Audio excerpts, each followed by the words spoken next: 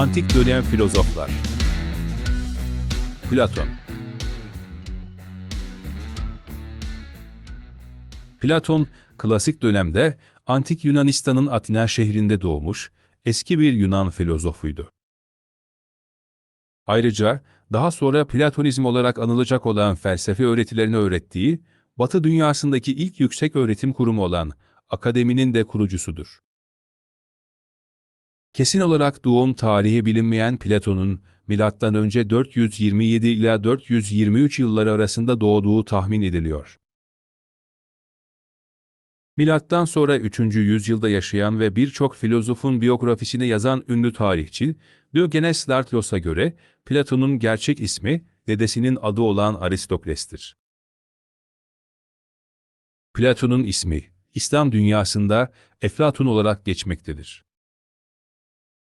Yunanca bir isim olan ve geniş veya geniş omuzlu anlamına gelen Platon ismini ise güreş hocasının taktığı söylenir.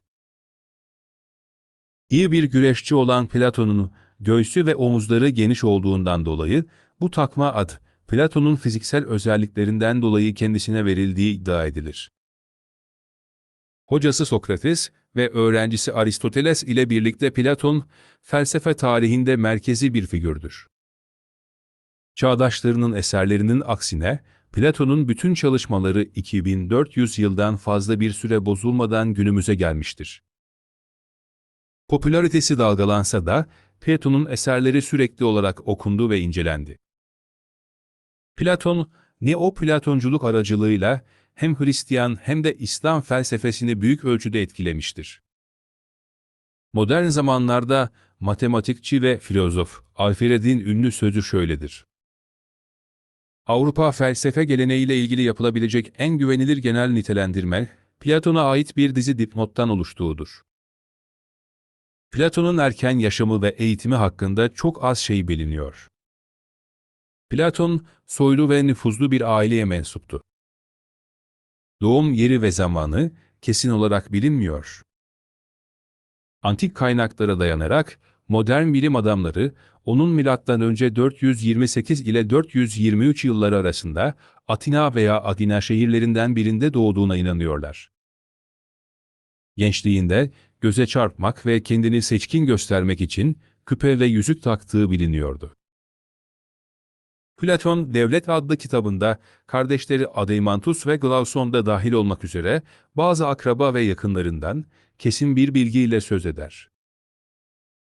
Bunlar ve diğer kaynaklar, Platon'un soy ağacını yeniden yapılandırmayı mümkün kılmaktadır.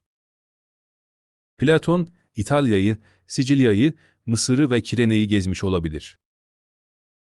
Platon, 40 yaşında Atina'da adını Yunan mitolojisindeki bir Attika kahramanından alan Akademus korusundaki bir arsa üzerinde bir felsefe okulu olan akademiyi kurdu. Akademi, M.Ö. 84'te Romalı General Sulla tarafından yıkılıncaya kadar faaliyet gösterdi. En önde gelenlerinden biri, Aristoteles olmak üzere pek çok filozof akademide eğitim gördü. Diogenes Laertius'a göre, Platon, sonraki yaşamında Sicilya'nın bir Yunan kenti olan Siraküza'da yönetici olan Dionysius'un yanına gitmiş ve şehrinin siyasetine girmiştir. Dionysius'un kayınbiraderi Dion, Platon'un öğrencisi olmuştur. Platon, Dion'u, Dionysius'un yerine geçirmeye çalışmış fakat tiran karşı çıkmıştır. Ölümle karşı karşıya kalan Platon, Dionysius tarafından köle olarak satılmıştır. Kirenalı bir filozof olan Annikeris, Platon'un özgürlüğünü 20 mina karşılığında satın aldı ve onu Atina'ya, evine gönderdi. Platon, M.Ö. 347 yılında öldü. Bu ölüm hakkında çok şey bilinmiyor ama, muhtemelen uykusunda öldü.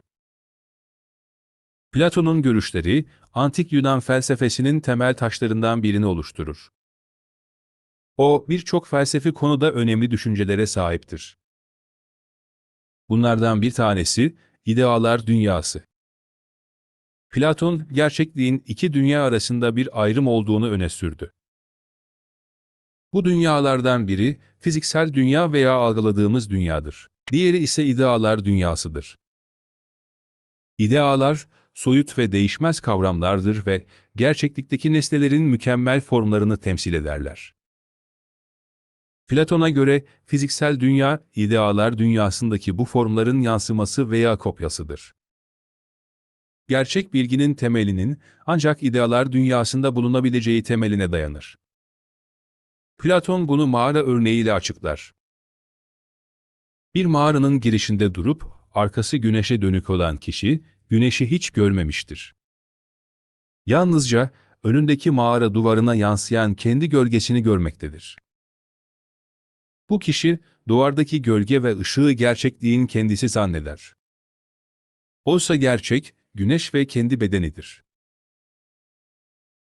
Platon'un felsefede bir başka düşüncesi, filozof, kral kavramıdır.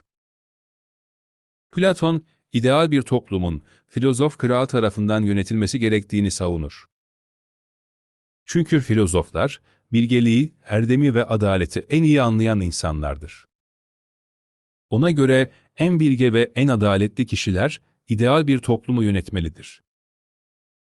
Bu düşünce, Platon'un ideal bir toplumun nasıl olması gerektiğini ve bu toplumun adaleti nasıl sağlayacağını, diyalog şeklinde anlattığı Devlet adlı eserinde ayrıntılı olarak ele alınır. Platon'a göre bir toplumun yönetimindeki en kötü durum, iktidarda olmayı isteyen insanların ve sadece kişisel çıkarlarını düşünen hükümet yetkililerinin olduğu bir durumdur. Ancak kral filozoflar, toplumun en yüksek iyiliği ve adaleti sağlama amacı güderler. Onlar, idealar dünyasındaki gerçekliği anladıkları için, fiziksel dünyadaki adaletsizlikleri ve yanılsamaları daha iyi düzeltebilirler. Bu kral filozoflar, Platon'un ideal toplumunun bekçileri olarak kabul edilirler, toplumun felsefi hükümetini kurarlar. Bu düşünce, Platon'un politika felsefesindeki temel bir öğedir ve hala günümüzde de, felsefi tartışmalarda önemli bir konudur. Platon'un felsefede bir başka düşüncesi, ruh ve insanın üç bölümü. Platon, insan ruhunu üç bölüme ayırır: akıl, irade ve arzu. Bu üç bölüm, insanın içsel çatışmalarını ve davranışlarını açıklamada kullanılır.